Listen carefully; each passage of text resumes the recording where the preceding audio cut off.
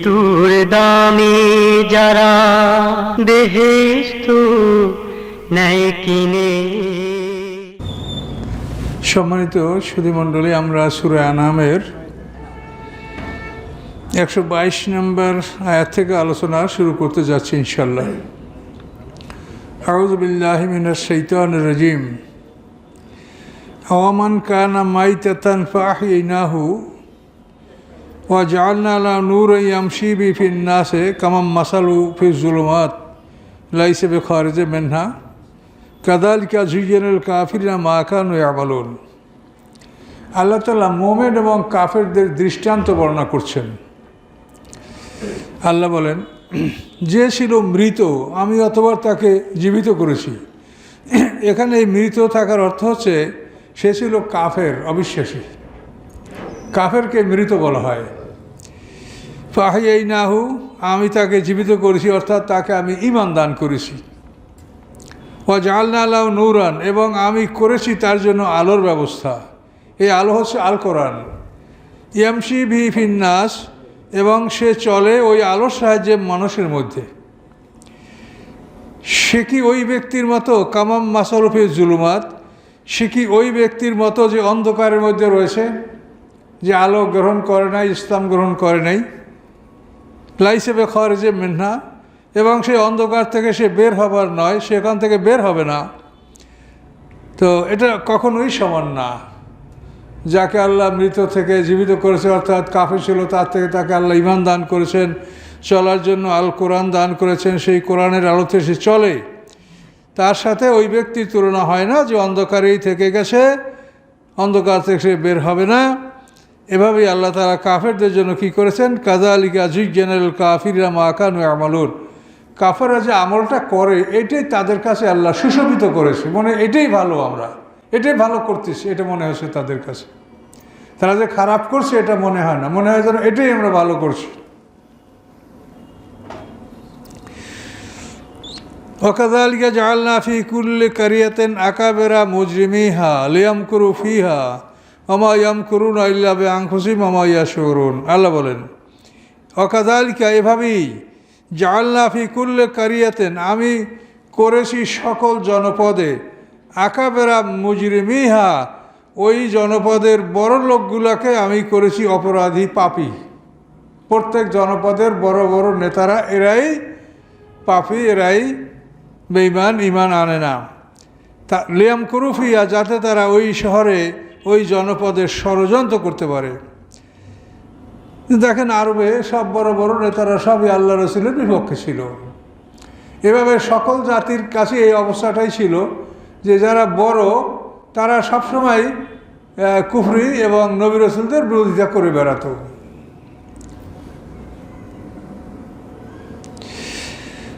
ওয়াকাযালিকা জাআলনা ফি কুল্লি কারিয়াতিন আকাবিরা মুজরিমিহা লিয়ামকুরু ফিহা, এভাবেই আমি সকল জনপদে এভাবেই করেছি যে যারা বড় তারাই সেখানে অপরাধী এবং তারাই সেখানে ষড়যন্ত্র করেছে।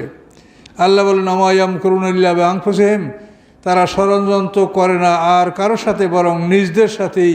ওয়া মা ইয়াশউরুন, তারা খবর রাখে না। তারা ষড়যন্ত্র করেছে, পরিণামটা কী হয়েছে, এই বড়রা এরাই ধ্বংস হয়েছে সব। কাজে এই ষড়যন্ত্রের পরিণামটা তাদের উপরই এসেছে, কিন্তু তারা এটার খবর রাখে না। ওয়াইজা জাআতুম আয়াতুন ক্বালু লান নু'মিনা হাত্তা নু'তা মিসলা মা উতিয়া রাসূলুল্লাহ, যখন তাদের কাছে কোনো নিদর্শন আসে, কোনো আয়াত আসে, তখন তারা বলে যে আমরা ঈমান আনব না যতক্ষণ না আমাদেরকে দেওয়া হবে ওই রূপ, যেরূপ দেওয়া হয়েছে আল্লাহ রসুলকে। আল্লাহ রসুলকে যেরকম দেওয়া হয়েছে ওই রকম আমাদেরকে দেওয়া হোক, ওই রকম কেতাব আমাদেরকে দেওয়া হোক, তাহলে আমরা ঈমান আনব। মানে ওনারা প্রত্যেকেই নবী হবে। কথা বুঝতে পারছেন? যখন তাদের কাছে কোনো নিদর্শন আসে, কলু, তখন তারা বলে অবশ্যই আমরা ঈমান আনব না যতক্ষণ না আমাদেরকে দেওয়া হয় ওই রূপ যা দেওয়া হয়েছে আল্লাহর রাসূলকে। আল্লাহ রাসূলকে যে কেতাব দেওয়া হয়েছে তোমাদেরকে সেরকম কেতাব দিবে, তখন তোমরা ঈমান আনবা, তোমরা সবাই রসুল হবা। আল্লাহু আ'লামু হাইসু ইয়াজআলু রিসালাতাহু, আল্লাহ ভালো জানেন তার রেসালাতকে তিনি কোন জায়গায় স্থাপন করবেন। রেসালাত কোথায় দেওয়া লাগে সেটা আল্লাহ জানে, এটা চাইয়ে নেওয়ার বিষয় না। আল্লাহ রসুলের মধ্যে ধৈর্য ছিল, চিন্তা করে দেখেন।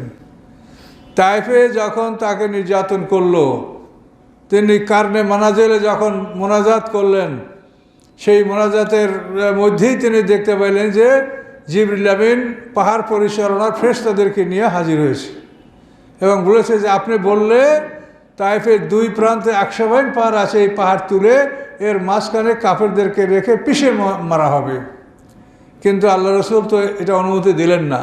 তিনি বললেন যে আমি তাইফবাসীর ধ্বংস এটা আমি কামনা করি না, আমি আশা করি এরা যদি ঈমান না আনে তো এদের বংশধররা ভবিষ্যৎ ঈমান আনতে পারে, কাজে এরা ধ্বংস হোক, এদেরকে আমি ধ্বংস করব না।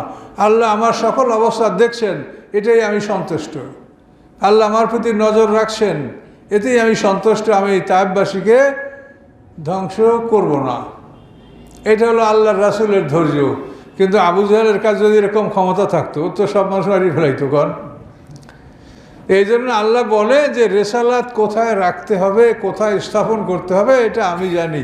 তোমরা প্রত্যেকেই রসুল হইতে চাও, রাসূলকে যে দেওয়া হয়েছে তা তোমাদেরকে দেওয়া হবে, এটা কেমন কথা? সাইয়ুসিবুল্লাযিনা আজরামু সাগারুন ইনদাল্লাহি ওয়া আযাবুন শাদীদুন বিমা কানু ইয়ামকুরুন। অচিরেই আসবে, আজরামু যারা অপরাধী, যারা পাপী, তাদের উপরে অচিরেই আসবে সাগারুন। সাগারুন ছোট অর্থাৎ অপমান। অচিরেই আসবে তাদের উপরে অপমান আল্লাহর নিকট হতে, আর আসবে আযাবুন শাদীদ, কঠিন শাস্তি, বিমা কানু ইয়ামকুরুন, এই জন্য যে তারা ষড়যন্ত্র করেছে, দ্বীনের বিরুদ্ধে, রাসূলের বিরুদ্ধে তারা ষড়যন্ত্র করেছে, এই জন্য তাদের উপরে কঠিন শাস্তি আসবে, তারা অপমানিত হবে। ফামান ইউরিদুল্লাহু আইয়াহদিয়াহু, আল্লাহ যাকে ইচ্ছা করেন হেদায়েত দান করার জন্য, ইয়াশরাহ সাদরাহু লিল ইসলাম, আল্লাহ উন্মুক্ত করে দেন তার বক্ষস্থলকে ইসলামের জন্য। খুব বিরাট কথা। ইসলাম এই বক্ষস্থলে ধারণ করার জন্য আল্লাহ তার বক্ষস্থলকে প্রশস্ত করে দেন। সারাহা মানে খুলে দেওয়া, ফাঁকা করে দেওয়া। ও যাকে আল্লাহ হেদায়েত দান করতে চান, আল্লাহ তাআলা তার বক্ষস্থলকে উন্মুক্ত করে দেন, প্রশস্ত করে দেন ইসলামের জন্য, যাতে সে ইসলামকে সহজে বুকে ধারণ করতে পারে। তো এই সারাহা শব্দটা আলাম নাশরাহ সূরা সেখানে আছে। আমি কি আপনার আলাম নাশরাহ লাকা সাদরাকা, আমি কি আপনার সিনাকে প্রশস্ত সম্প্রসারিত করি নাই? তো এখান থেকে সিনা সাকের কথাটা আসছে এবং রসুলের জীবনী যারা লিখেছেন সমস্ত ঐতিহাসিকরা সিনা সাক সম্পর্কে বলেছেন যে এটা হয়েছে আল্লাহ রসুলের বক্ষ বিদীর্ণ করে কেটে দুভাগ করে তার ভিতর থেকে কিছু একটা জিনিস ফেলে দেওয়া হয়েছে, বলা হয়েছে এটা ছিল তোমার মধ্যে শয়তানের অংশ। কিন্তু এই কথাটা কিন্তু বাস্তবের সাথে মেলে না। এবং কোরআনে যতখানি জায়গা আছে এখানে তো সারার কথা বলা হয়েছে, মাই ইউরিদুল্লাহু আইয়াহদিয়াহু, যাকে আল্লাহ হেদায়েত করতে চান তাকেই আল্লাহ বক্ষ প্রশস্ত করে দেন। তাহলে তো সিনাসাক না, তার বক্ষ সম্প্রসারিত করার অর্থ হলো যে তার অন্তরে এই ইসলামটা সে ধারণ করতে পারে। এটা সবাই তো ধারণ করতে পারে না। কথা বলছে, সব মাটি পানি ধারণ করতে পারে না, পানি দিলে ওটা গড়াইয়ে পড়ে যায়। আবার কোনো কোনো মাটিতে পানি দেবেন সকালে, বিকালও দেখবেন ওই উপরেই আছে পানি, মাটি ধারণ করে না, খায় নাই, চষে নাই। তো এই ইসলামটা ধারণ করার জন্য বক্ষস্থলে একটা যোগ্যতা লাগবে। সেইটা আল্লাহ বলেন যে আমি যাকে হেদায়েত দান করতে চাই তার অন্তরকে আমি ইসলামের জন্য উন্মুক্ত করে দিতে চাই। এখন আল্লাহ রসুলের সিনা সাক, এটা কিন্তু একটা বিশাল ব্যাপার। এটা কোরআনে নাই। কোরআনে তো এই আয়াত, আলাম নাশরাহ আয়াত, সবই একই আয়াত যে আল্লাহ তাআলা হেদায়েত দান করতে যাকে চান তার জন্য তার বক্ষস্থলকে সম্প্রসারণ করে দেন, যাতে ইসলামকে সে তার বুকে ধারণ করতে পারে। এ হলো সত্যি কথা। তাহলে সিনা সাক মানে বুককে ফেলে দিয়ে তার ভিতর থেকে কোনো একটা জিনিস ফেলে দেওয়া। তাহলে এখন আমাদের মধ্যে যে সৃষ্টিগতভাবে যে জিনিসগুলি আছে, পদার্থের দেহ, পানি মাটি আগুন বাতাসের দেহ, এই দেহের উপরে অপারেশন চলে। কিন্তু আমাদের আধ্যাত্মিক দেহ, যেখানে নফসে মুতমাইন্না, নফসে আম্মারা, নফসে লাওয়ামা, রূহ, এইটার উপরে অস্ত্রোপচারের করার ক্ষমতা কার আছে? এটা তো কোনো ব্যাখ্যাই আমরা দিতে পারি না। যে কোথায় থাকে তাও আমরা জানি না। মাতৃগর্ভে 120 দিন পরে এটা আল্লাহ তাআলা আমাদের দেহের মধ্যে সবারই ঢুকাই দিছে। আবার আমরা মরবো তখন আল্লাহ নিয়ে তার হেফাজতে রাখবেন। এই জিনিসটা তো আমাদের আওতার বাইরে। তাহলে অপারেশন করে কি ফেলানো হইল? ফুজুর এবং তাকওয়া দুইটা জিনিস যে মানুষের মধ্যে আসে, এটা তো কোরআনে বলা আছে, আল্লাহমাহা ফুজুরহা ওয়া তাকওয়াহা। আল্লাহ বলেন প্রত্যেকটা মানুষের মধ্যে ফুজুর এবং তাকওয়া, অর্থাৎ মন্দ কাজ করার একটা অনুপ্রেরণা, ভিতরে একটা চেতনা, এবং তাকওয়া ভালো কাজ করার একটা চেতনা, অনুপ্রেরণা তার অন্তরে আল্লাহ ঢুকিয়ে দেন। এইটা সকল মানুষকে আল্লাহ দেন। আমরা এটাকে বলি নফসে মুতমাইন্না এবং নফসে আম্মারা। নফসে মুতমাইন্না দানা হচ্ছে তাকওয়া, আর নফসে আম্মারা হচ্ছে ফুজুর। এখন এই যে ফুজুর, এইটা কি অপারেশন করে বের করার কোনো বস্তু? তো এটা তো বলা আছে, এখন আমরা এটা কি বলবো? এখন আমরা এটা বাস্তবের সাথে এটার কোনো মিল হয় না। তার কারণ এই যে ফুজুর, এটা কি? এটা তো বডি না, এটা তো পানি মাটি আগুন বাতাস দেহ না। তো এটাকে অপারেশন কিভাবে করবে? আর আল্লাহ যে জিনিস যাকে দিয়ে সৃষ্টি করছেন, সেটা তো অপারেশন করে বের করে ফেলানো যায় না। সৃষ্টিগতভাবে যেগুলি দেওয়া হয়েছে এগুলি তো থাকবে, এগুলি বের করা হবে না। এবং এগুলির যে চিকিৎসা বা এগুলির আচার আচরণ, সেটা আল্লাহ বলে দিয়েছেন যে তুমি যদি আল্লাহর ওহী সবসময় এখানে ঢুকাতে থাকো, নফসে আম্মারা তোমার দমন থাকবে। আর যদি শয়তানের ওহী ঢুকাও, তো নফসে আম্মারা তোমার প্রবল হবে। এটা তো অপারেশন করিয়া এটাকে দূর যদি করা যায়, তাহলে সব খারাপ মানুষের অপারেশন করিয়া নফসে আম্মারাটা বাইর করে দিলে সবাই ভালো হবে, আর কেউ খারাপ কাজ করবে না। কি, যেটা তো অপারেশনের বিষয় হয়। তো কাজেই এইসব বিষয়গুলি বিবেচনা করতে হবে। দেখেন, এই কোরআনে যত আয়াত আছে, একটা আয়াতও বিজ্ঞানের বিপরীত না, সবগুলো বিজ্ঞানের সাথে মিলে। আর হাদিস যদি দেখেন, তাহলে শতকরা 5টা বিজ্ঞানের সাথে মিলবে, আর 95টা মিলবে না। তা হাদিসও আল্লাহর কথা, কোরআনও আল্লাহর কথা। তাহলে হাদিসে আল্লাহ কি কোরআনের খেলাফ বলছেন? এটা কি হতে পারে? হতে পারে না। তাহলে এই হাদিসগুলো আসলে সঠিক না। এই জন্য আমরা বারবার বলছি যে হাদিসের ব্যাপারে আপনারা সতর্ক হন। কোরআন থেকে আপনার কথা কাজ শুরু করেন। যদি আপনি মিলাতে না পারেন বা অভাব হয়, তখন আপনি হাদিসে যান। কিন্তু আপনি যদি আগের থেকে হাদিস থেকে শুরু করেন, তাহলে তো আপনি কখনোই সঠিক পথ আপনি পাবেন না। কিন্তু বর্তমান সমাজের ব্যারামটা হয়েছে এটাই যে তারা হাদিস থেকে শুরু করে, ওই বিষয়টা কোরআনে কি আছে তারা লক্ষ্য করে না। এই সারা শব্দটা তো কোরআনে কয়েকবার আসে, আপনাদেরকে আপনি বললাম। এই সারা মানে তো বুক ফাড়া, বুককে বিদীর্ণ করা না, বুককে কেটে সেটা চিরে ফেলানো না। আর এটা মানে প্রত্যেকটা জ্ঞানী মানুষরা বলবে যে নফসে আম্মারা বলতে যে শক্তিটা, এটা এমন কিছু না যে এটাকে অপারেশন করে কেউ বের করতে পারে। নফসে মুতমাইন্না এমন কিছু না যেটাকে অপারেশন করে বের করা যায়, অপারেশন করে লাগানো যায়। তো যাই হোক, বিষয়টা কোরআনে যেটা আছে সে আপনারা দেখলেন। আল্লাহ ইনশারাহ শব্দের অর্থ হলো বক্ষকে সম্প্রসারণ করে দেওয়া। তো যাকে আল্লাহ হেদায়েত দান করতে চান, তার অন্তরকে আল্লাহ সম্প্রসারণ করে দেন। তো এটা তো রাসূলের একার বিষয় না, এটা তো সবাই। যাকে আল্লাহ হেদায়েত করতে চান, মা ইউরিদিল্লাহু আইয়াহদিয়াহু, যাকে আল্লাহ হেদায়েত করতে চান তার বক্ষই আল্লাহ সম্প্রসারণ করে দেন। কাজে এটা যদি আপনি সিনা শাক বলেন, তাহলে তো আমাদের সবাইরই সিনা শাক হবে। কাজে এটা আসলে তা না। এই শব্দের অর্থ সিনা শাক নয়।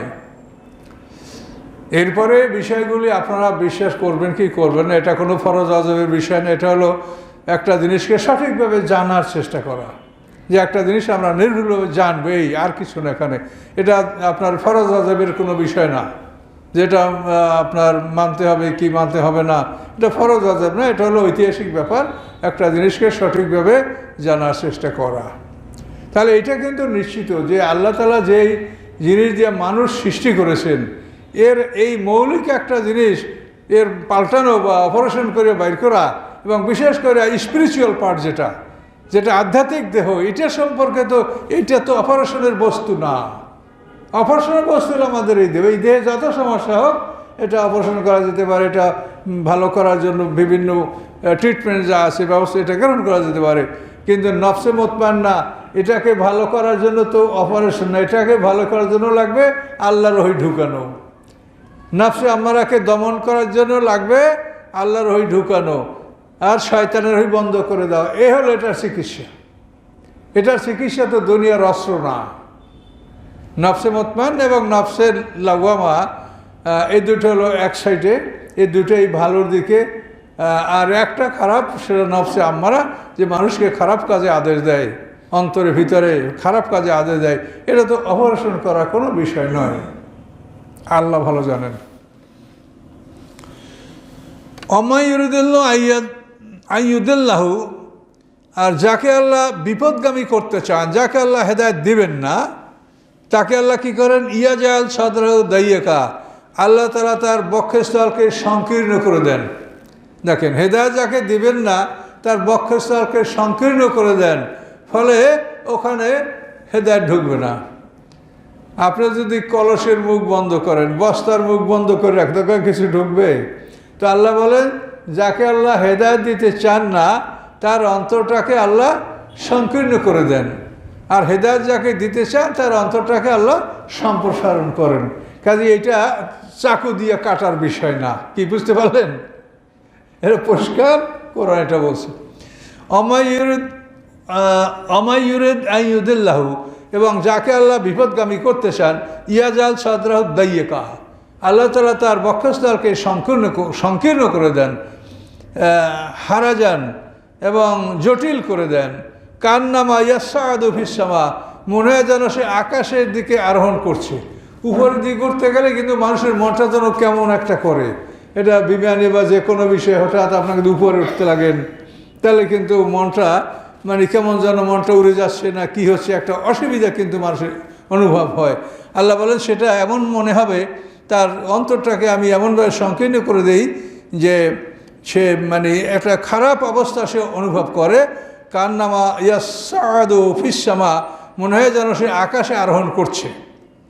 কাযালিকা ইয়াজুল্লাহু রিসা আলাল্লাযিনা ইউমিনুন, এভাবেই আল্লাহ তাআলা অপবিত্রতা স্থাপন করেন তাদের উপরেই যারা ঈমান আনে না। অপবিত্রতা স্থাপন করেন আল্লাহ তাদের উপরেই যারা ঈমান আনে না। তাহলে এই যে বক্ষকে সম্প্রসারণ আর সংকুচিত করা, এটা চাকু দিয়া অপারেশনের কাজ নয়, এটা আল্লাহ বলছেন এভাবেই। আর আমাদেরকে যেটা বলা হয়েছে সেটা হলো নফসে মুতমাইন্নার জন্য আল্লাহর ওহী, আর নফসে আম্মারার জন্য শয়তানের ওহী। কাজে শয়তানের ওহীকে যদি তুমি স্টপ করতে পারো, বন্ধ করতে পারো, তোমার নফসে আম্মারা নিষ্ক্রিয় থাকবে।